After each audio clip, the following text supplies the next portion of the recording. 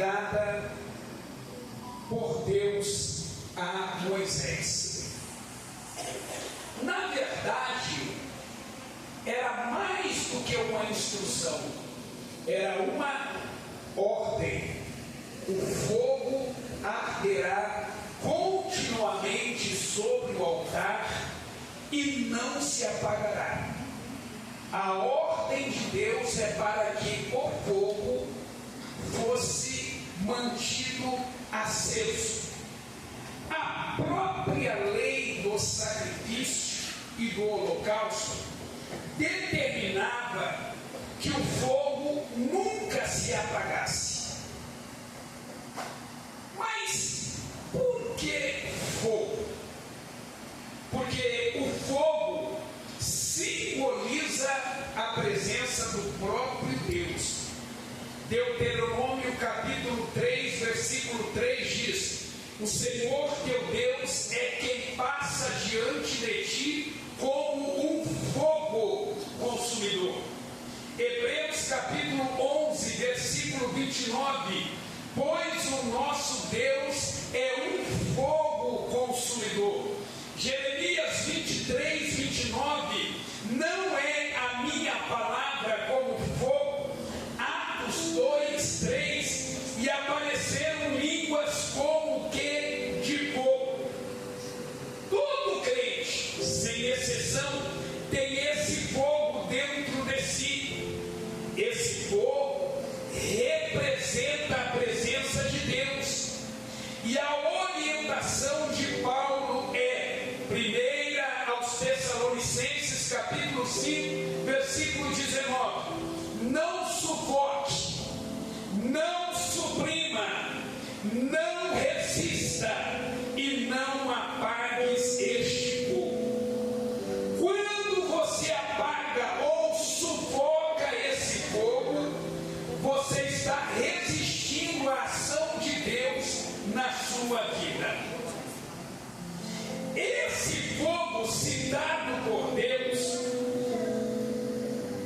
esse fogo foi aceso pelo próprio Deus para mostrar, primeiro, que o fogo não era da terra, era do céu. Que o fogo não era de baixo, era de cima. Segundo, esse fogo foi aceso por Deus para mostrar que em momento algum vai haver dificuldades da parte de Deus em dar o primeiro passo, em abrir o caminho, em preparar as coisas. E em terceiro, este fogo foi aceso por Deus, porque existem coisas na nossa vida que só Deus pode fazer. Aleluia. Mas o mesmo Deus que acendeu o fogo, ele disse de forma muito clara que a responsabilidade de manter o fogo aceso era do homem, era do sacerdote. Tem coisas que é com Deus, mas tem coisas que é com o homem. Ali não era apenas uma ação de Deus, ali não era apenas uma ação do homem, era Deus que acendeu o fogo e era o homem que mantinha o fogo aceso. Qual era a orientação? Todos os dias, pela manhã, o sacerdote colocava lenha para garantir que o fogo que um dia foi aceso por Deus permanecesse aceso. Por quê? O fogo precisava ser mantido aceso. Primeiro, porque o fogo representava a presença de Deus no meio do povo. Se o fogo estava aceso, era sinal que Deus estava presente. Fogo aceso, Deus presente. Fogo apagado, Deus ausente. Segundo, o fogo precisava ser mantido aceso, porque mostrava para todas as demais nações da terra o que Israel carregava, o que Israel possuía, o que Israel tinha. Terceiro, o fogo precisava ser mantido aceso, porque mostrava o quanto Israel era diferente. Quarto, porque o fogo precisava ser mantido aceso para mostrar que no trato de Deus com Israel, que o trato de Deus com Israel era por meio do fogo. As ovelhas tinham fogo. Quando Deus se apresentou a Moisés lá no Monte Horebe, foi através do fogo no meio de uma sarça. Quando Deus deu a lei para Moisés, tinha fogo no monte, o monte fumegava. E quando Deus respondeu a oração de Elias, respondeu com fogo. Mas quais as verdades que Deus queria nos ensinar com este texto de Levíticos capítulo 6, versículo 13? O fogo arderá continuamente sobre o altar e não se apagará, e todas as manhãs, todos os dias, o sacerdote vai colocar a lenha para manter o fogo aceso. Quais são as verdades que Deus quer nos ensinar? Primeira, não existe milagre do fogo aceso. Não existe milagre do fogo aceso. Existe manutenção. O fogo aceso todo dia não era e nunca foi milagre. Era manutenção. Engana-se quem acha que aceitar Jesus, ser batizado com o Espírito Santo, receber um dom, ter uma experiência com Deus, virou pregador, virou cantor, será suficiente para a vida. Tudo isso é bom, é impactante, mas precisa ser mantido dia após dia. Olhe para mim, o que faz uma pessoa achar que beber água uma única vez por semana será suficiente para ela viver bem? O que faz uma pessoa entender ou achar que se alimentar uma vez por dia será suficiente para ele viver bem? Não é sobre comida que eu estou falando, não é sobre bebida que eu estou falando, eu estou falando da nossa vida com Deus. É impossível você beber água uma única vez por semana, você vir à igreja uma única vez por semana e achar que a sua vida ficará bem. É impossível. É impossível você vir à igreja uma única vez por semana e se alimentar uma única vez por semana e achar que a sua vida ficará bem. Você compra um carro, bota na estrada, levanta as mãos para o céu e agradece a Deus. Eu estou na bênção. Sim, glória a Deus, você está na bênção. Mas você não pode se esquecer que tem manutenção. E se não fizer manutenção, primeiro, o carro para. Segundo, pior ainda do que parar, pode sofrer um acidente. Tem manutenção. Deus nesta noite está nos ensinando que a vida espiritual tem manutenção. Você planta uma semente, amém, glória a Deus, vamos esperar o fruto. Sim, vai dar frutos, mas você vai ter que fazer manutenção, vai ter que regar, vai ter que capinar, vai ter que cuidar.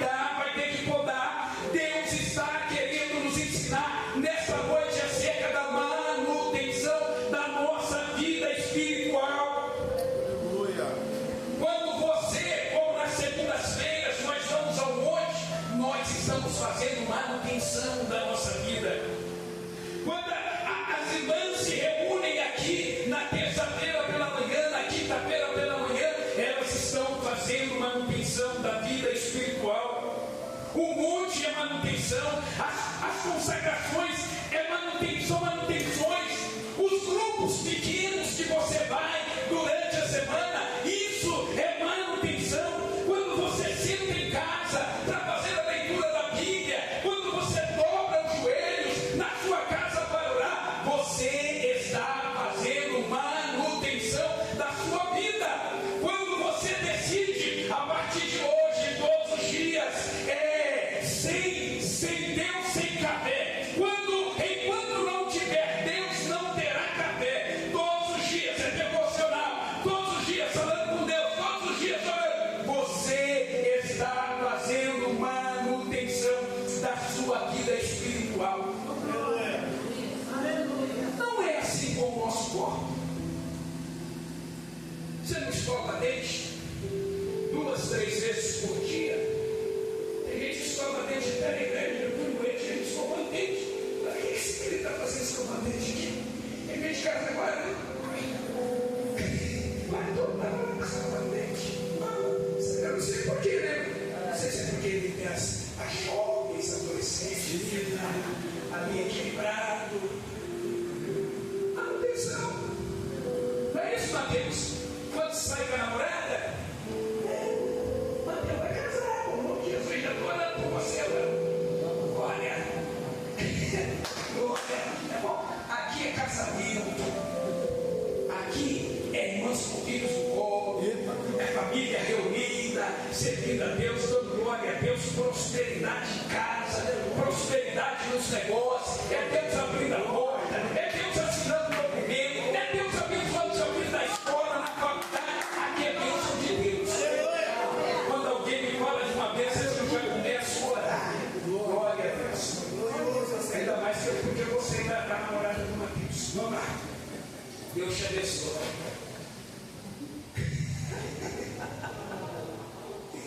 Assim. Aleluia. Assim, irmãos, é na vida espiritual, nesse cuidado que a gente não deixa assim, irmão. As mulheres estão tudo inquietadas, bonitas, salto, vestidão, no meio da igreja toda bonita. É manutenção. Assim é na nossa vida espiritual. Vou concluir esse tópico. Olha para mim. O grande problema que temos hoje não diz respeito a Deus, mas diz respeito a nós. Porque o que ele tinha que fazer, que era acender o fogo, ele fez, ele faz e ele continua a fazer. O grande problema não é Deus, somos nós. O que é que nós temos feito? O fogo foi aceso, Deus fez a parte dele. Você está fazendo a sua parte para manter esse fogo aceso? Eu concluo esse primeiro tópico dizendo assim, nunca foi por falta de fogo, é sempre falta de manutenção.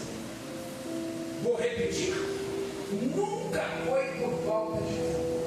O problema é falta de manutenção. Segunda lição: quando Deus determinou que o fogo deveria arder continuamente sobre o altar, Deus estava querendo nos ensinar, primeiro, que fogo não é milagre. A manutenção do fogo não existe milagre, existe manutenção. Segundo, Deus está querendo nos ensinar sobre a adoração contínua, todos os dias, fogo aceso, todos os dias, semanas pós semanas, meses pós meses, anos pós anos, todos os dias, aponta para uma adoração contínua. Deus não queria que o fogo estivesse aceso só na hora do sacrifício. Deus queria o fogo aceso o dia todo, 24 horas por dia, a semana inteira, o mês inteiro, o ano inteiro. Deus não queria apenas fogo na hora do sacrifício. Porque Deus não queria adoração esporádica. E é o mesmo que Deus requer de cada um de nós. Deus não quer fogo só na hora do culto. Aleluia. Deus não quer fogo só na hora do culto. Deus não quer adoração esporádica. Quando eu vou para a igreja, eu abro meu coração, eu me derramo na presença de Deus. Não. Deus quer adoração contínua. Hoje tem, amanhã não tem. De manhã está aceso, de tarde já apagou. O fogo precisa ser mantido. Onde tinha fogo, hoje também tem. E amanhã também terá fogo. Sabe por que nós temos muita dificuldade na hora do culto?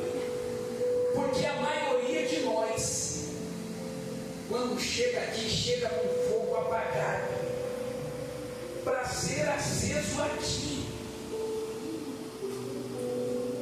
E o pior, pastor Jonas, é que para o fogo ser acendido, ainda depende do pregador, ainda depende do cantor, ainda depende do pastor, ainda depende do que vai acontecer. Dependendo do movimento, se não acontecer nada, nem o fogo acende na igreja. E isso vira um ciclo vicioso.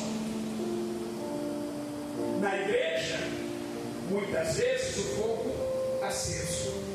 Em casa, fogo apagado. Na igreja, fogo aceso. No trabalho, fogo apagado. Na igreja, fogo aceso. Na faculdade, fogo apagado. Escute o que eu vou dizer para você. Deus nunca vai exigir de você que você não se reúna com seus amigos. Isso Deus nunca vai exigir. Agora, Deus exige que o fogo lá no meio dos amigos esteja aceso. Deus nunca vai proibir que você faça passeios com a sua família, vai para a praia, vai se divertir. Deus nunca vai dizer ou proibir qualquer coisa a respeito disso. Mas Deus proíbe que o fogo se apague quando você estiver nas férias. Deus nunca vai proibir que você participe de um churrasco na empresa com os amigos e colegas de trabalho. Mas Deus exige que o fogo esteja aceso no lugar que você estiver. Adoração e comunhão é algo que a gente precisa manter em alto padrão, alto nível, aonde você chegar. Se o fogo estiver aceso, alguém vai perceber, alguém vai notar que você é diferente, que você é de Deus. Aleluia. Terceira lição. Deus está querendo nos ensinar, através desse texto, a dedicação constante. O fogo arderá continuamente. Irmãos, olhem para mim. Manter o fogo aceso requeria esforço todos os dias. Tinha que ir no campo, tinha que cortar lenha, tinha que limpar a lenha, tinha que carregar a lenha, depois tinha que limpar as cinzas, depois tinha que colocar a lenha. Esforço todos os dias. Lê a história dos homens de Deus. Lê a história do cristianismo. Olha para a vida de Cristo. Nunca houve facilidade. A gente sempre ouve assim as pessoas dizendo assim.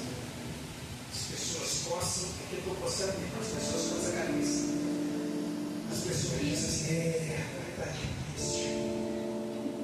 As irmãs com as lutazinhas vêm em casa, com o marido, com a família, diz assim, irmã, está tudo bem, irmão, está tudo bem, vem, está difícil.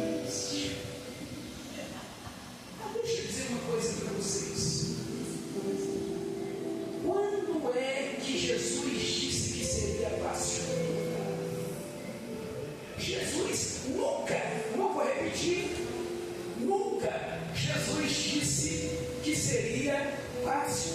Ele disse assim: quem quiser vir após mim, negue-se a si mesmo, tome a sua cruz e siga-me. Sabe o que Jesus estava dizendo? Tome a sua cruz e siga-me. Cruz está relacionado com morte. Jesus estava querendo dizer: olha, você tem que me seguir até a morte. Não tem facilidade no Evangelho, é luta todo dia. Todo dia. Quer ver? Ontem eu fui visitar a irmã Maria Aparecida. Olha para os irmãos ver como é que é luta todo dia. Irmã Maria Aparecida não está aqui. Eu fui visitar ela. Domingo passado ela estava aqui. Domingo passado. E eu carrego ela. É uma negarada que eu carrego para ficar no sol. Né? Os jovens não se apegaram a mim, mas os mais idosos se apegaram. Eu gosto. Aí ela mostrou os olhos para mim. Os olhos dela estavam muito ruins. Domingo passado, muito maravilhoso. Os olhos dela estavam muito ruins. Na segunda-feira, olha como é que é a vida cristã é difícil. Servindo a Deus, louvando a Deus, orando, buscando a Deus. Na segunda-feira ela foi para de tarde, ela foi transferida para o Souza Guiar. Chegando no Souza Guiar, ela fez uma cirurgia de emergência. Olha como é que a luta é grande, mas Deus está sempre no controle. Você já viu alguém operar tão rápido assim? Pois foi assim com ela. Ela foi para o médico segunda-feira. Na quarta-feira de noite ela operou. Na quinta-feira de manhã ela já estava em casa. Eu fui visitar ela ontem. Quando eu cheguei, que eu olhei para os olhos da irmã Maria Aparecida, me bateu uma tristeza profunda. Eu chorei. Quando eu vi os olhos da irmã Maria Aparecida, eu chorei. Os médicos tiraram o olho dela. Quando eu vi, porque ela falou que fez uma cirurgia, eu cheguei lá, fez uma cirurgia. Muito diferente do que eu vi. Quando eu vi aquela cena, me bateu uma tristeza profunda, meus olhos encheram de lágrimas. Eu fiquei muito triste, muito triste. Mas ela disse para mim: pastor, a luta é grande. Mas eu disse para Jesus assim: Jesus, segura nas minhas mãos. Segura nas minhas mãos. E isso é suficiente. Pastor, eles fizeram uma cirurgia com anestesia no local. E ela disse para mim: já viu quando o bisturi do dentista fica batendo, cutucando? Era exatamente assim, pastor. Mas eu estava tão em paz, eu estava tão bem, não senti absolutamente nada. Deus cumpriu o que eu pedi naquela hora. O pastor que tinha ido levar o manento para a irmã recebeu o manento. Ela disse: Jesus cuidou de mim, pastor, eu estou muito bem. Eu quero dizer para você que vida cristã não tem facilidade. Para manter o fogo aceso todo dia requer dedicação. E escute que vou falar com você. Se você não guardar nada, guarda isso aqui que eu vou falar agora. Presta atenção. Se você não colocar o coração nisso aqui, o fogo da sua vida vai apagar.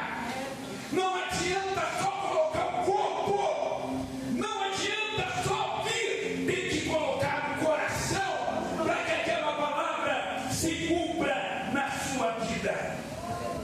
Aleluia. Se a gente não aplicar o nosso coração, o fogo apaga.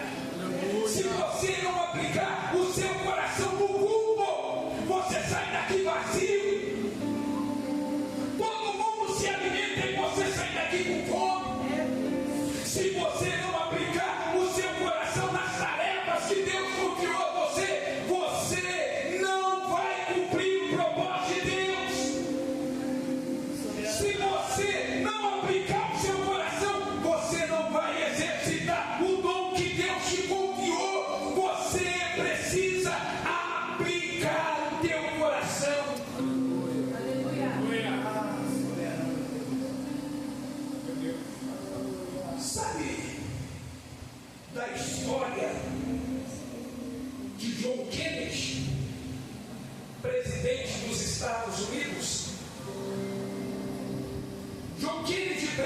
presidente dos Estados Unidos foi fazer uma visita ao Centro Espacial dos Estados Unidos.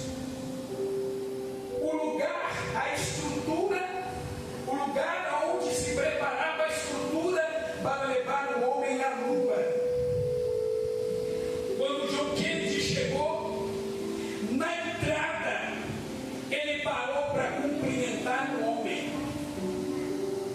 Era o zelador daquele lugar. O homem que zela, que cuida, que limpa, que organiza, o zelador. E esse diálogo foi muito marcante, porque ele fez uma pergunta para aquele zelador. Sabe qual foi a pergunta que ele fez? O que é que o Senhor faz aqui? Sabe o que ele respondeu?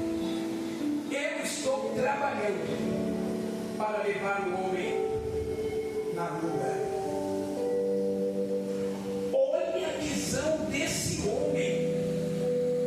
O seu trabalho de zelador era importante, sim, porque toda a estrutura precisa de um zelador. Mas ele via o seu trabalho além. Não era só limpar o chão, ele se sentia como alguém que trabalhava duro para levar o homem à Lua.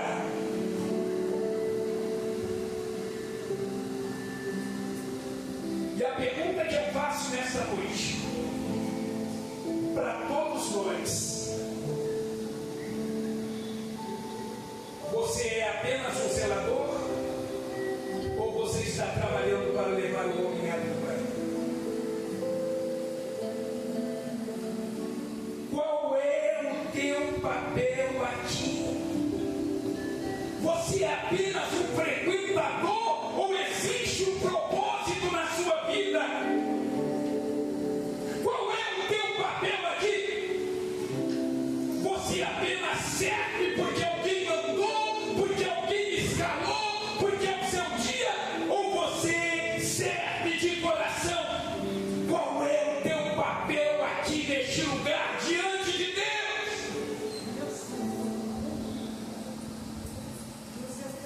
Por que você serve na portaria?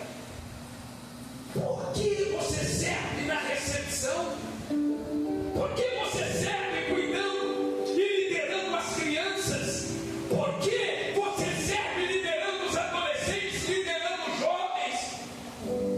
Por que vocês que aqui estão servem a Deus tocando instrumentos?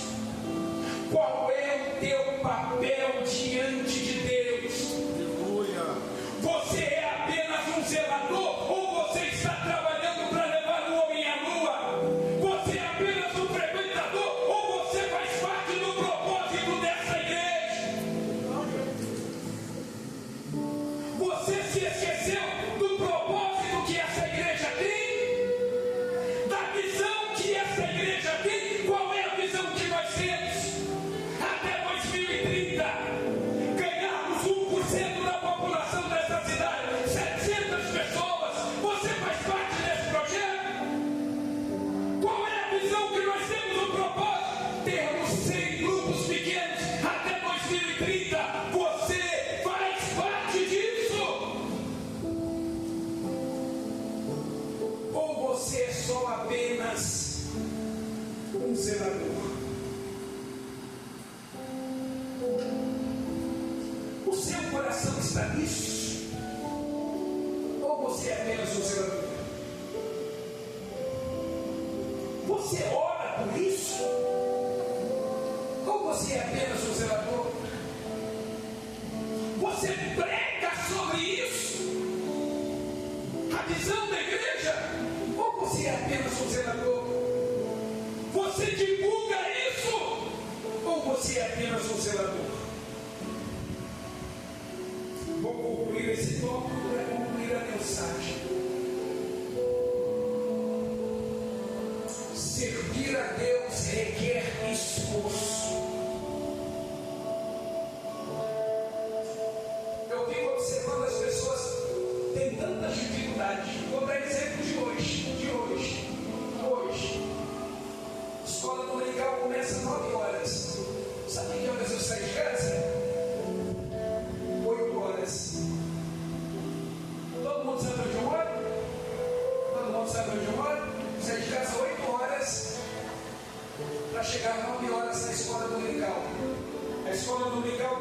11 horas. Sabe que horas eu cheguei em casa? 12h15. Todo mundo sabe onde eu moro. A escola acabou 11 horas, eu cheguei 12h15. O culto começa às 18 horas. Sabe que horas eu saí de casa? Todo mundo sabe onde eu moro? Sabe que horas eu saí de casa? O culto começa às 18, eu saí 16 horas e 40 minutos. O culto acaba às 8 horas da noite. 8h10 você está na sua casa, eu chego 9h30, 9h40, 10 horas. Servir a Deus requer esforço. Se eu não aplicar no meu coração isso, o fogo de Deus se apaga na minha vida. Requer esforço. Eu concluo esse tópico dizendo: as maiores tragédias na vida das pessoas foi porque um dia elas se descuidaram. Não foi porque Deus não acendeu o fogo, não foi porque não havia recursos para se manter o fogo aceso, foi porque as pessoas se descuidaram. Não se descuide com aquilo que Deus confiou a você. Deus confiou a Sansão uma missão. Sansão se descuidou. Sabe o que aconteceu com Sansão? Quando ele se descuidou, a primeira coisa que o inimigo fez quando pegou Sansão, furou os olhos dele. Sabe o que ele fez depois, Frederico? Botou ele para fazer o papel do boi que roda o moinho. Olha só a humilhação que o homem mais forte da história humana passou. Simplesmente porque se descuidou. Aplique o teu coração na obra. Se esforce um pouco mais. Se dedique um pouco mais. Faça um pouco além daquilo que pediram. Vá um pouco além. Porque Deus vai abençoar a sua vida. Quarto e último. Para o quarto tópico intermeio. Quarta lição. Deus estava querendo ensinar o povo que era necessário preservar a santidade. Olha só, irmão, que coisa engraçada. O fogo representava Deus. Se o fogo representa Deus, as pessoas que vão se aproximar precisam estar com a vida em santidade. Então, quando Deus mandou manter o fogo aceso, Deus estava ensinando a lei da santidade ao povo. Aí, isso se explica. Por que tanta gente fria? Por que tanta gente vazia? E por que tanta gente apagada? As pessoas querem o fogo, mas não querem abrir mão do pecado. As pessoas querem a igreja, mas não querem abrir mão do mundo. As pessoas querem as coisas de Deus, mas não querem abrir mão das coisas do diabo. Hoje pela manhã nós estávamos falando na escola bíblica que as coisas funcionam assim. As coisas funcionam assim. O camarada está no pecado. No mundo e no pecado ele tem uma deste, a deste do pecado, a deste do homem carnal, a deste do homem afastado de Deus, do homem caído. Aí ele olha para o presbítero Natan, servo de Deus, aceitou Jesus, foi transformado, e vê que o Natan tem uma roupa diferente da dele. Primeiro, a roupa do Natan é limpa, a dele é suja. Então ele deseja ter a roupa que o Natan tem. Só que tem um detalhe: ele gosta da roupa velha dele. Ah, não, com a roupa velha pode ter uma mulher, coisa boa, pode beber, pode fumar, carnaval, a roupa velha. Aí ele diz: mas eu gostaria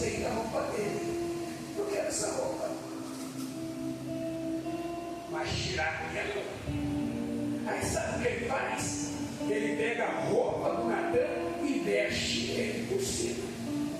Aí tem horas que ele é de Deus, tem hora que ele é do diabo.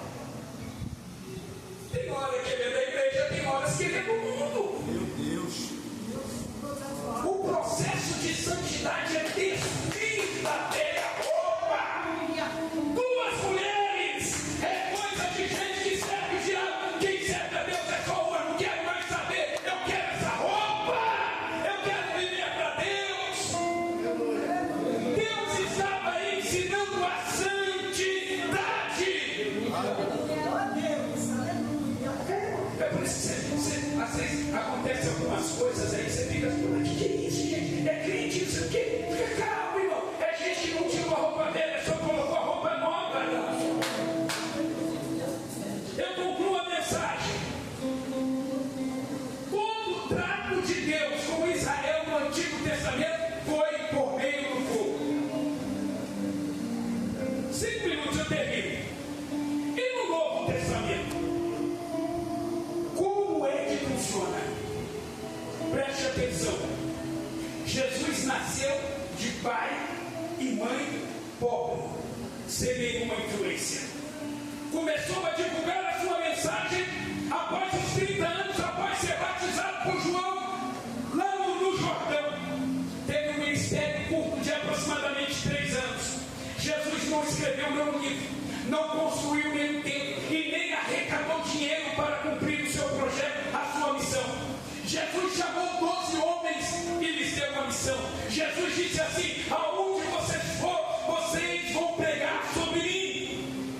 E esses homens receberam essa mensagem e levou aos 4 cantos da terra. E hoje, só no Brasil, somos mais de 50 milhões de evangélicos. E no mundo, mais de 1 bilhão de evangélicos. Esse movimento chamado igreja começou por Jesus, através de 12 homens. E esse movimento nunca enfraqueceu.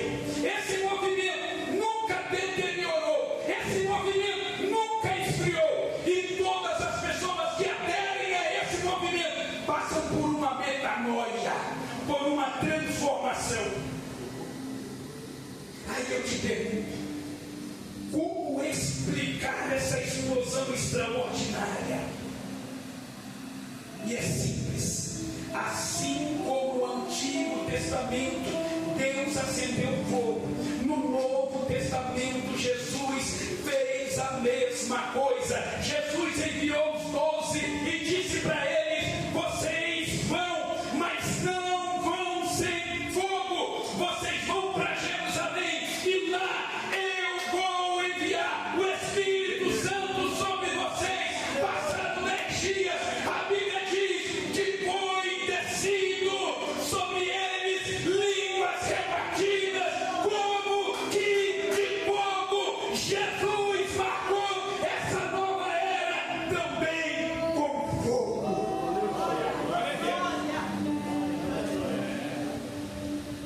E a pergunta para a gente ir embora é simples.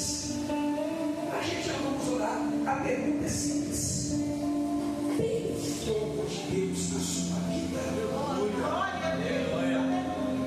O fogo ainda está aceso.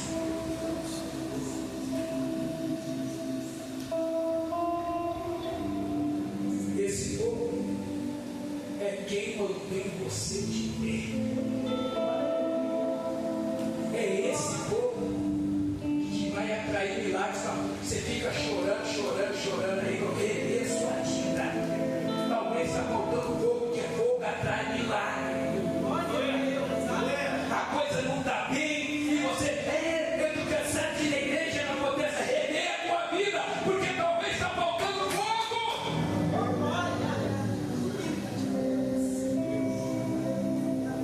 Não adianta ter credencial.